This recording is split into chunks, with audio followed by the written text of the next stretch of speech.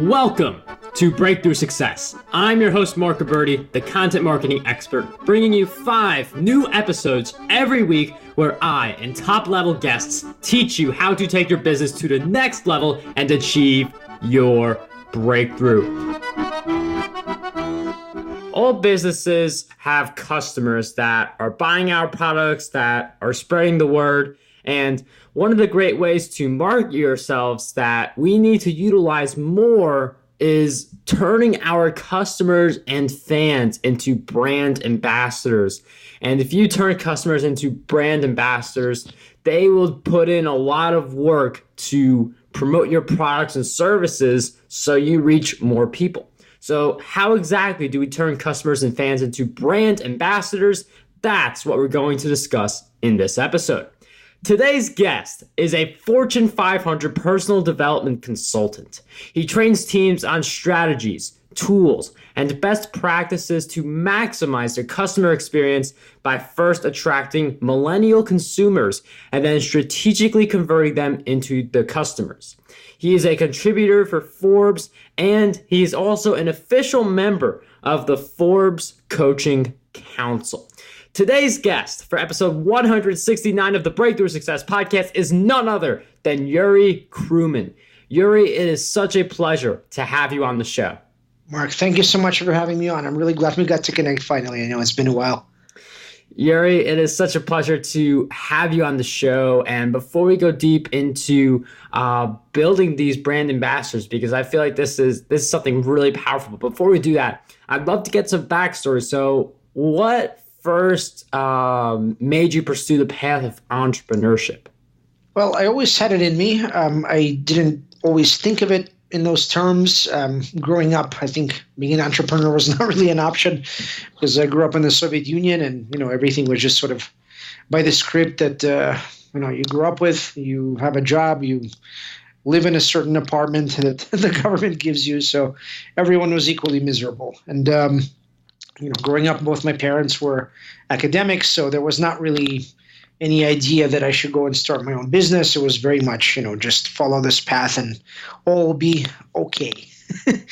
So it took me a while to get to that point where I did my first company, which was actually in grad school. I came to New York in 2004 after college ended to do a PhD in neuroscience at NYU. And during that first year, I actually started my first company. You're going to love the name. It was called JuicyJews.com.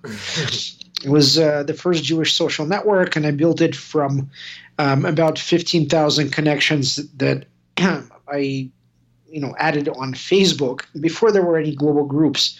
I actually was kind of the first global group on there under Judah the Maccabee, who was the hero of Hanukkah and all that.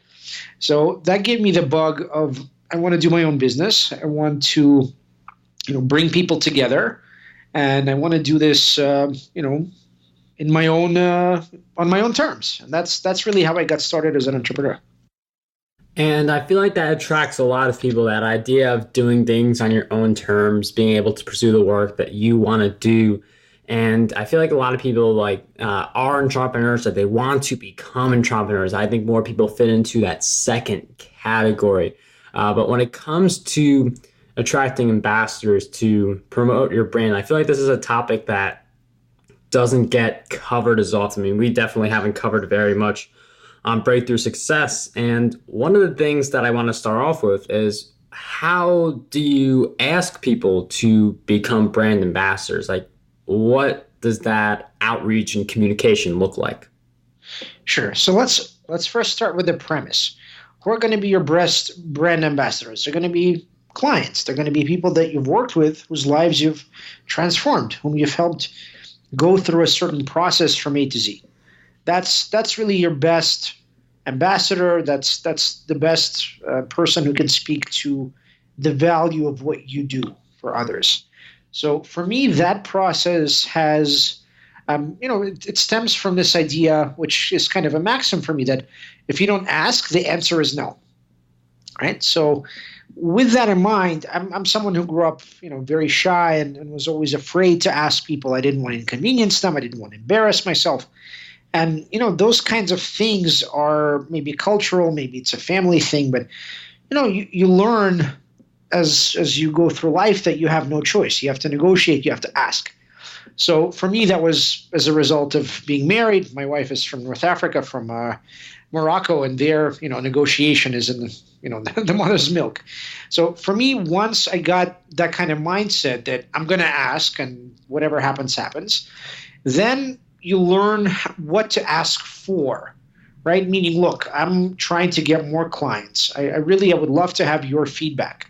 Maybe it's let's say a testimonial on LinkedIn. Maybe it's something that I can use on my site.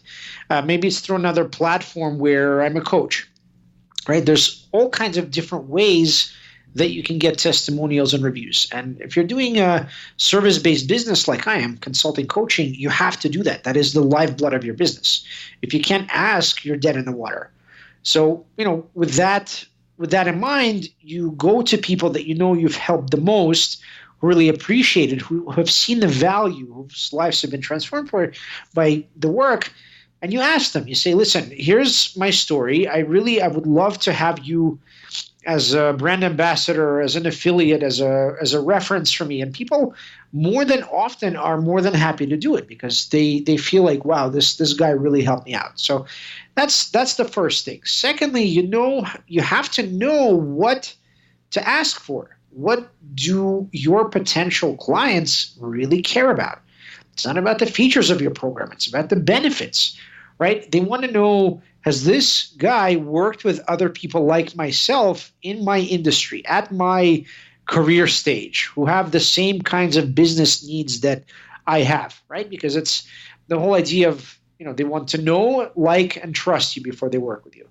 So that's the process that I go through to get testimonials and reviews and create brand ambassadors.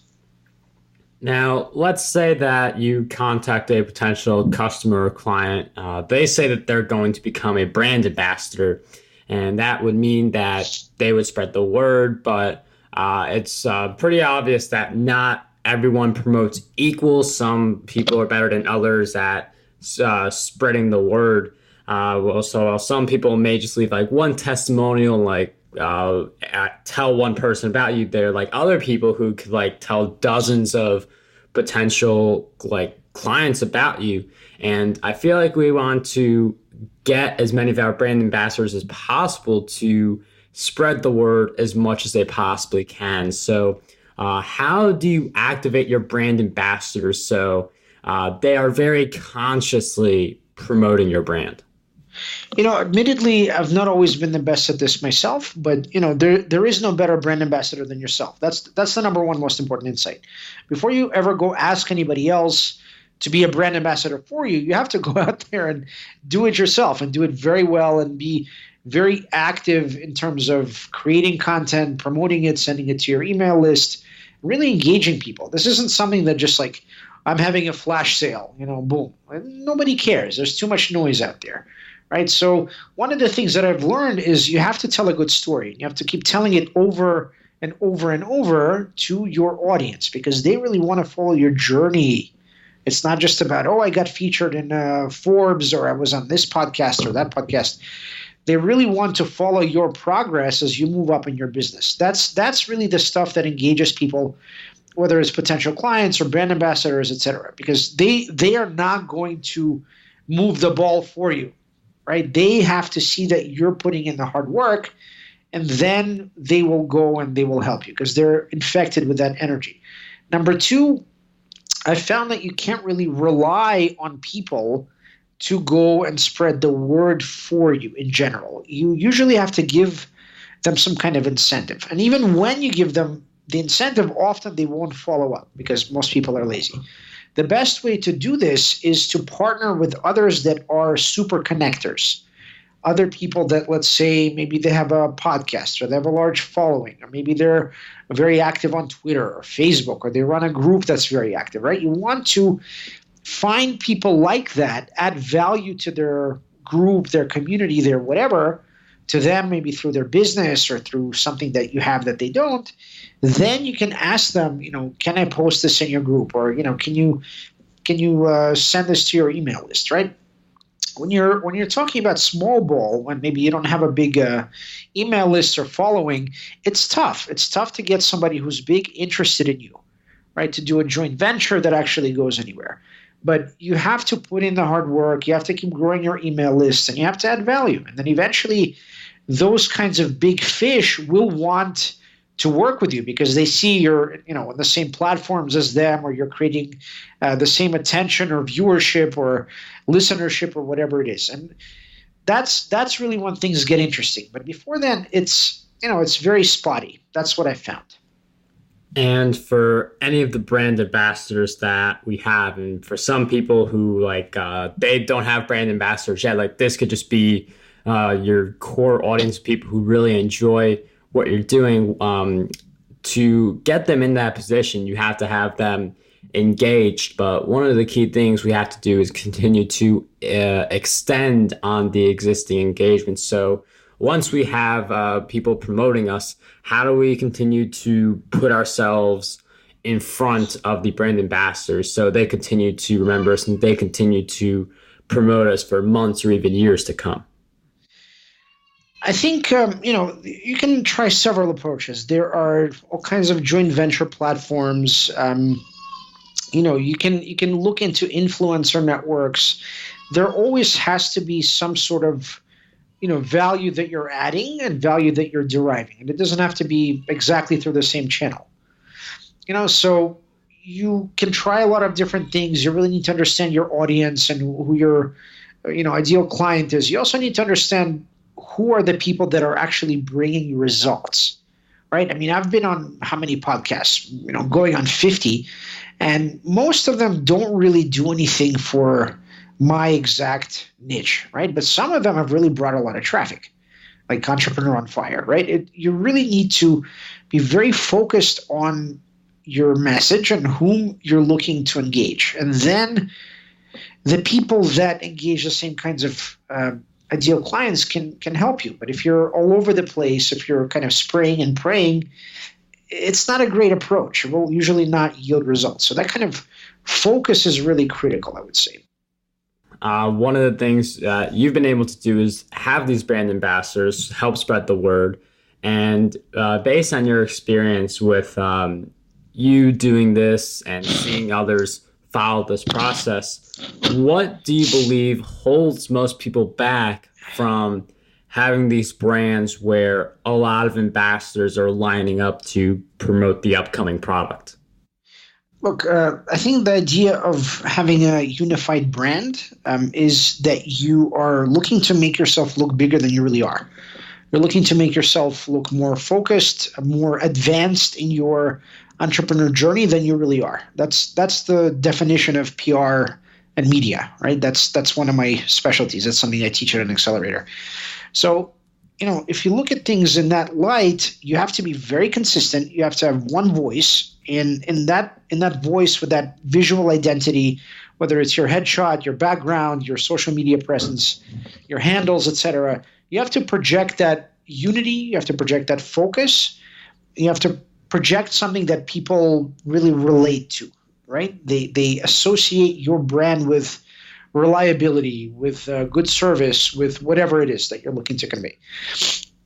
And I think that starts becoming interesting to bigger fish, as I keep calling them, because they see you all over the place. Maybe you're on 1,000 podcasts. Maybe you're putting out articles in Forbes, Inc. and Fast Company. Maybe you're getting incredible testimonials, right? Maybe you're getting featured on TV or radio or whatever, right? They keep seeing you everywhere.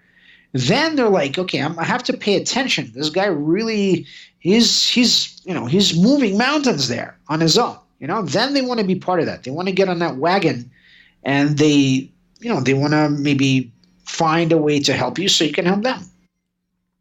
And one of the things that I also want to address, because as we're all entrepreneurs and just life in general, there are a lot of challenges that tend to get thrown our way. And with that in mind, Yuri, I'm wondering if you could share with us one big challenge you faced in your journey and a powerful lesson you learned during that challenge. Well, first of all, There have been quite a few. I'm not going to spend a whole hour here telling you all of them, but just to give you a sense, there's growing up in a single parent family, there's being an immigrant, there's growing up in Kentucky as a Russian kid. There is taking on a ton of debt from law school, graduating into a recession, growing up in New York, kind of growing up as an adult in New York City, briefly being homeless for a few months between two friends' couches and being unemployed for a long time. So there's a lot there. But I would say the biggest one connected to my entrepreneurship journey was actually when I started my own company. About 2 months later, my little daughter, unfortunately, was diagnosed with cancer. So, that throws you for a loop because, as a young parent, you're not always sure what does this mean? How do I deal with this? How do I find people to help me when I go to the hospital, whatever it is, right? Things like that. So that's something that I had to go through. I had to adjust my business. I had to become much more focused in everything that I did. I had to make sure that whatever I'm doing carries a lot of value. So, that sort of thing, yes, if it doesn't break you, it makes you stronger. It also really makes you laser focused on what are you trying to accomplish, for whom, with what goal in mind. Because when your kids are involved, when it's your wife, all the crap, all the nonsense, all the things that waste a lot of time, that goes right out the window. And that's it's actually a big positive. It's not one that I would wish anybody to to find through this channel, God forbid. But it is something that really forces you to realize, okay, this is who I am, this is my mission, and I really, really better pursue it right now. I cannot go left or right. I have to go straight, and I have to become the best version of myself for my family. Yeah, it's amazing how our mindsets can change when there's a life's at risk, or someone may be at their final days. It's amazing how that can change. And I'd recommend that all the Breakthrough Success listeners just think about that now, instead of if this was towards your final days. Just think about what kind of impact you want to create. I think that's something that we should all get from this episode. And I would like to also talk about the challenge you mentioned, where I feel like a lot of people may be in a similar spot where they've had debt. Some people might have also been homeless at a certain point. I don't think that's as many people, but I don't know about that. So I'd like to, though, you were able to rise above that. You had those challenges. So how did you go from the debt and homelessness to where you are now? If the listeners take away nothing else from this interview, I think it should be that it doesn't matter how low you are in life, or whether you're rich or poor or something in between. Doesn't matter. The three things that you can always change are your thoughts, your speech, and your actions. Okay, that means it doesn't matter your circumstances, financial or otherwise. You can always work on yourself. You can always work on becoming a better version of yourself. You can, work on taking away negative scripts, things that prevent you from actualizing yourself. You should work on yourself to become a better human being, a better professional, work smarter, not harder. You should always be looking to help others, to add value to their life. Those things you can do no matter what else is going on in your life. And once you become consistent in your daily habits and the habits that you employ at work or in your business, or the habits that you employ when dealing with other people, that's when the magic really starts happening, because you approach whatever comes your way with a consistent mindset. And that involves your health, your business, your career, your relationships, the way you make decisions, the way you process information. And then once those things start clicking, then the progress that you make starts accelerating. And that's really when incredible things happen. Even if, again, you go through very difficult times in your life, or something doesn't work out the way you want, you know where you're going, you know what you're meant to do, And that means nothing can trip you up, whether the startup you're working for implodes or a relationship goes south or whatever it is. You know where you're going. You know where you need to get. So the tactical things, the tactical questions of, do I take this opportunity or that one, or which road do I take to get there, that falls in place more easily with all of that hard work, the infrastructure that you've built in your mind and in your life. That's where the real power is.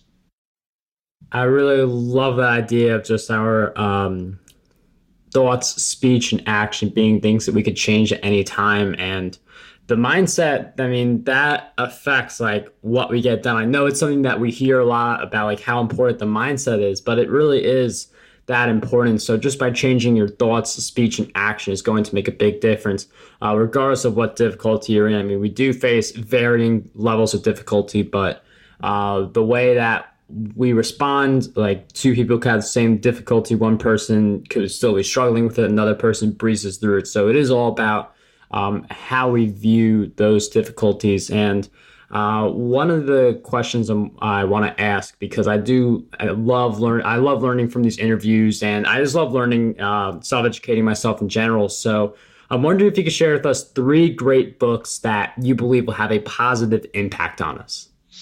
Yeah, I'd love to start with a book by Daniel Pink that I've been reading lately. It's already had a big impact. It's called When. It's a book that discusses parts of the day and week and month and year really impact the effectiveness and the value of those decisions. Because, you can essentially, you want to make your decisions when you're in the best shape to make them. Meaning you want to make sure that you're, in a good energetic state, that you have the mindset ready, as a result of your consistent routine every day. For example, maybe you want to start by your anniversary or a Jewish holiday, if that's relevant for you. It's that kind of ability to know when to start something and also when to end something, which is already incredibly valuable. Another book is by Morten Hansen. I've also been reading this lately. It's called Great at Work. And the premise of this book is looking at thousands of professionals and filtering them by performance, right? Performance meaning how well do they do with the hours of the day? How well do they perform in their work? And looking at the different elements of that. So one of the takeaways from this book is that you need to forget the idea of multitasking. I'm someone who's guilty of this beyond most others. I've always kind of, secretly prided myself, well, okay, yeah, like they can blah, blah, blah, blah, blah, multitasking is bad for you. But, life is such. You have to multitask. You're a parent, an entrepreneur, blah, blah, blah, blah. But this really made me understand that, when you do that, you spread yourself too thin and your progress is too slow and you'll probably give up before you get wherever you need to get. So part of it is you don't need to work harder, meaning more hours. You need to work smarter. You need to find ways to improve your work to, there's an 80-20 principle, a number of others that really help to improve how quickly you solve problems, how well you process information, and how quickly you learn as well. Then you have things like, basically take away the things that you're not the best at. Maybe you outsource them, you send them somewhere else, and you focus on the things that you're really the best at, that you truly love. And you obsess over them. Those tend to be the top performers who do those things. The third book I'd recommend is called Reinvent Yourself by James Altucher. And this is a book that essentially I kind of wish I would have written it myself. James is someone who's had a tremendous impact on me, from those moments when I was basically homeless and unemployed and, all kinds of terrible things. And he really made me see that even someone who's on paper very successful, he started a hedge fund and 20 companies and whatever, 17 of those failed. And even though he's an investor, he's been, divorced twice and he's gone through hell and back himself. So that kind of idea of bearing your guts and, using your story as a very powerful tool to help others, that for me is a huge inspiration. So this book, Reinvent Yourself, talks about how, given how the economy is, you talk about gig economy, automation, outsourcing, et cetera, you don't have a choice but to really understand who you are, what you're meant to do, and then fit that against market need and run like hell, basically. Don't rely on one income. Always look to diversify your revenues, things like that. So basically, the mental habits that you need to have in this economy going forward in order to not just survive, but thrive. All these three have had a great impact on me.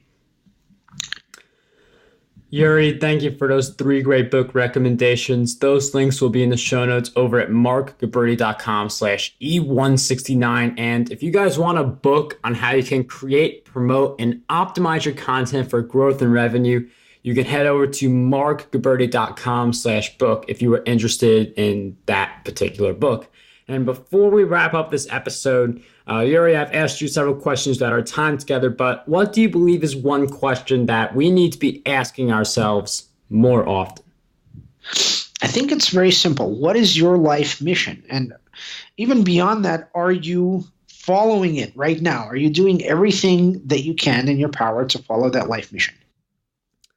Yuri, I absolutely love that question, and it does get us to think about our life mission as well, like the work that we're doing, even beyond the work that we're doing. Maybe we want to branch out into something else as part of our life mission. So I really enjoy that question and all of the great insights that you shared throughout our time together. And if you guys want to learn more about Yuri, he actually has 2 programs, the Startup Igniter program and the Get Published program.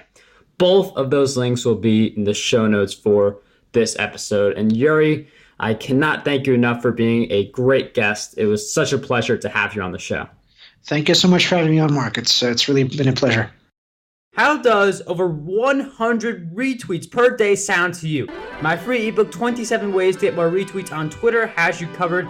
I use the methods within this ebook to get over 10,000 retweets every single quarter. To learn more and get access to this free resource, visit markgabberty.com/retweets.